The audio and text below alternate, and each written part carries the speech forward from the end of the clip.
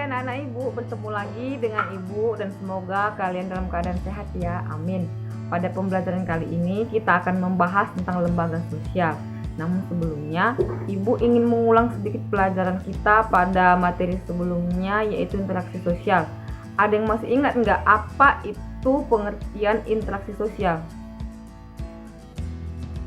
Iya, interaksi sosial adalah hubungan antara manusia dengan manusia atau individu dengan individu, individu dengan kelompok ataupun kelompok dengan kelompok. Seperti yang kita ketahui bahwa kebutuhan manusia sangat beragam. Untuk pemenuhan kebutuhan tersebut, kita melakukan interaksi dengan manusia lainnya. Dan tentunya dalam interaksi ini kita membutuhkan suatu keteraturan hidup. Untuk mencapai keteraturan ini, maka kita membutuhkan suatu aturan atau norma yang diberlakukan dalam masyarakat. Jadi, anak-anak ibu, lembaga sosial lahir dari aturan atau norma yang diberlakukan di dalam suatu masyarakat. Pada pertemuan kali ini kita akan membahas 4 hal. Yang pertama, kita akan membahas pengertian lembaga sosial. Kedua, tentang tingkatan norma. Ketiga, kita akan membahas tentang fungsi lembaga sosial keluarga. Keempat, kita akan membahas tentang fungsi lembaga agama. Selamat menyaksikan dan tetap semangat belajar. Baik, kita akan membahas yang pertama, pengertian lembaga sosial. Lembaga sosial adalah keseluruhan dari sistem norma yang terbentuk berdasarkan tujuan dan fungsi tertentu dalam masyarakat. Jadi, setiap lembaga memiliki tujuan dan fungsi tertentu bagi masyarakat. Baik anak-anak ibu, kita akan membahas tingkatan norma. Dalam masyarakat, norma tidaklah sama. Berikut adalah 4 tingkatan norma. Yang pertama adalah cara atau usage, 2 kebiasaan atau folkways, 3 tata kelakuan atau mores, 4 adat istiadat atau custom, di mana keempat tingkatan ini memiliki daya ikat yang berbeda-beda. Tingkatan pertama yaitu cara atau usage, yaitu perbuatan dan tindakan seseorang secara pribadi. Pelanggaran pada tingkatan ini adalah teguran. Seperti yang kita saksikan pada gambar berikut ini, umumnya orang Indonesia makan dengan menggunakan tangan kanan. Nah, jika ada yang makan dengan menggunakan tangan kiri, maka dia akan mendapatkan teguran karena cara makan kita umumnya menggunakan tangan kanan. Tingkatan kedua yaitu kebiasaan atau folkways, yaitu cara yang diulang secara terus-menerus. Pelanggaran pada tingkatan ini adalah teguran. Contohnya, mencium tangan orang tua sebelum pergi ke sekolah. Tingkatan yang ketiga yaitu tata kelakuan atau mores, yaitu kebiasaan yang diterima sebagai patokan dan sudah terdapat pengawasan, sehingga pelanggaran terhadap tingkatan ini dapat berupa sanksi sesuai dengan yang sudah ditentukan. Contohnya, ketika lampu merah, kendaraan berhenti di belakang zebra cross. Karena jika berhenti di zebra cross akan membahayakan pejalan kaki yang ingin menyeberang, dan jika dilanggar maka akan mendapatkan sanksi dari petugas. Tingkatan keempat yaitu adat istiadat atau customs, yaitu tata kelakuan yang memiliki kedudukan tinggi di masyarakat yang mengikat para anggotanya. Pelanggaran pada tingkatan ini sanksinya sesuai dengan adat istiadat masing-masing. Contoh, pada masyarakat Batak Toba, hula-hula atau keluarga dari pihak istri memberikan ikan mas dan ulos sebagai bentuk pemberian doa.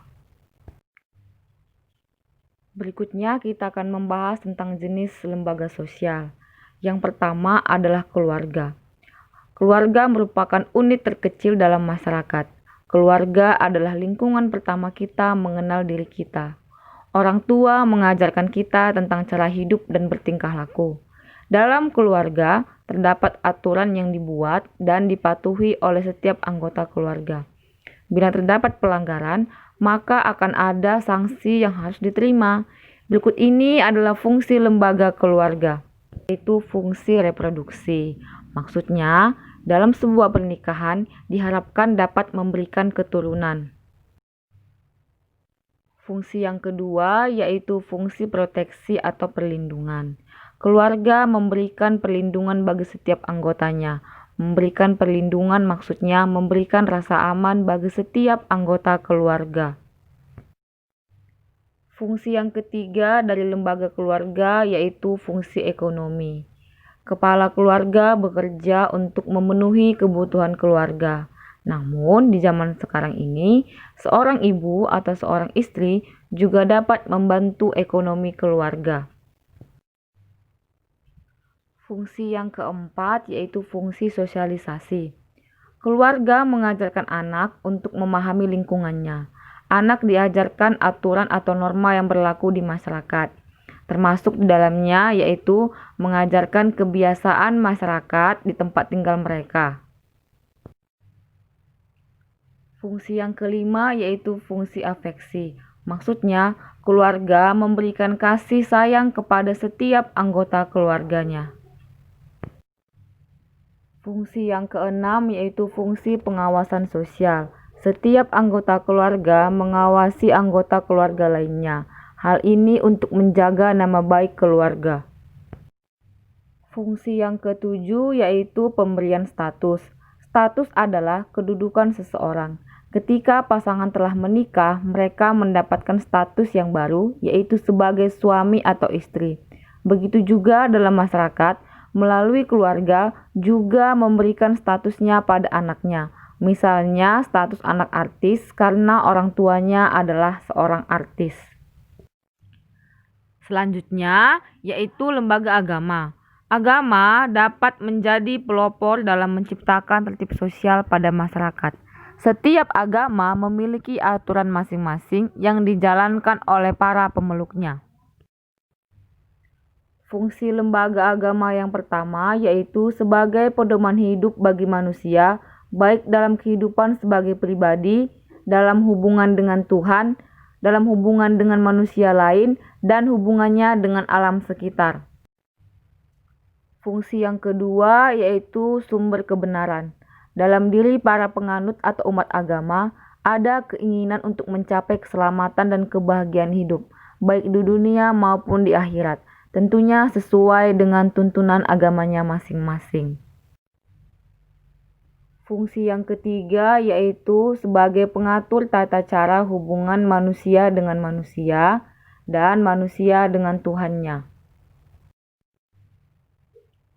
Fungsi yang keempat yaitu tuntunan prinsip benar dan salah untuk menghindari perilaku menyimpang. Fungsi yang kelima yaitu pedoman pengungkapan perasaan kebersamaan di dalam agama diwajibkan berbuat baik terhadap sesama. Fungsi yang keenam, sebagai pedoman keyakinan manusia berbuat baik selalu disertai dengan keyakinan bahwa perbuatannya itu merupakan kewajiban dari Tuhan dan yakin bahwa perbuatannya itu akan mendapat pahala walaupun perbuatannya sekecil apapun. Fungsi yang ketujuh yaitu pedoman kebenaran yang pada hakikatnya makhluk hidup di dunia adalah ciptaan Tuhan semata. Fungsi yang kedelapan yaitu pedoman untuk rekreasi dan hiburan. Dalam mencari kepuasan batin melalui rekreasi dan hiburan tidak melanggar kaidah-kaidah agama. Ibu akan mengulang materi pelajaran kita hari ini. Yang pertama, pengertian lembaga sosial. Lembaga sosial adalah keseluruhan sistem norma yang dibentuk dengan tujuan dan fungsi tertentu dalam masyarakat. Kemudian ada 4 tingkatan norma, yaitu yang pertama cara, yang kedua adalah kebiasaan, ketiga tata kelakuan, dan yang keempat adalah adat istiadat. Kemudian ada 3 fungsi lembaga sosial. Yang pertama sebagai pedoman, kedua pemersatu masyarakat atau menjaga keutuhan masyarakat, dan yang ketiga sebagai pengendalian sosial. Ada 7 fungsi lembaga keluarga dan ada 8 fungsi lembaga agama. Harapan ibu, anak-anak ibu bisa memahami materi hari ini, dan jika ada pertanyaan silahkan tanyakan ke ibu. Tetap semangat belajar dan jangan lupa jaga kesehatan.